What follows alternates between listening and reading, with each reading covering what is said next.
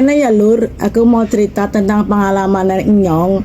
Waktu itu ada sesama teman di Hong Kong, itu tiba-tiba dekati aku langsung nangis guguk.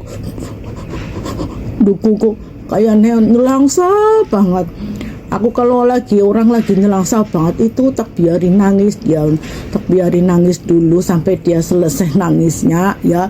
Bukan apa-apa kalau orang nangis ditanya itu malah tambah gimana, nggak karu-karuan. Biarin dia mengeluarkan air matanya dulu baru saya tanya. Dan ternyata setelah dia tenang, dia ngomong itu dia itu visanya itu sudah kadaluarsa, udah beberapa bulan yang lalu gitu. Tetapi paspornya itu digade buat utang rentenir gitulah. Lah, jalan satu-satunya solusinya ya harus dibayar utangnya beserta bunganya. Aku bilang gitu, itu kamu paspornya harus diambil, terus kamu extend visa. Aku bilang gitu. Coba sekarang kamu telepon, posisinya rentenir itu ada di mana, kamu harus cari dia. Katanya iya, saya sudah ada uang untuk melunasinya, tetapi rentenir itu berbelit-belit, benar-benar mempermainkan dia itu ya, karena dia itu tahu kalau visanya itu sudah kadaluarsa ya. Seharusnya kalau niatnya bayar utang ya beserta bunganya itu kan etikatnya baik ya, harusnya kan disambut dengan baik, itu jangan mempersulit sesama TKW ya. Itu kadangan rentenir abal-abal itu ya nggak punya perasaan ya, malah kadang sesama Indonesia itu kadangan malah jahat gitu ya.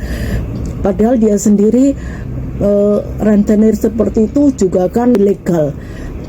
Rentenir seperti itu kan ilegal, meminjamkan uang gak ada izin, gak ada izinnya dia punya bisnis meminjamkan uang ya, ilegal dia.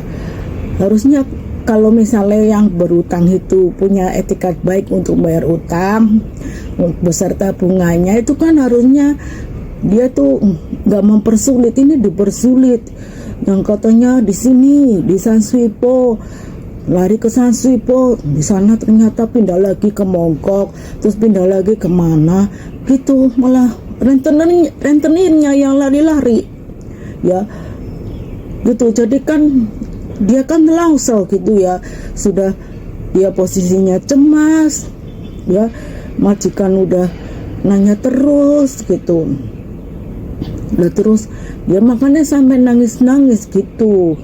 Dan ternyata sampai hari Senin belum selesai juga masalahnya, masih diputer-puter sama orang itu ya. Benar-benar nggak punya hati ya mereka itu ya.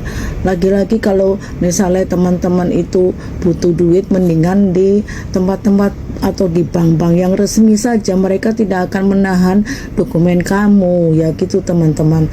Dan kamu itu nggak akan dipermainkan oleh teman kamu sendiri. Sesama Indonesia itu kadang nggak baik gitu teman-teman ya.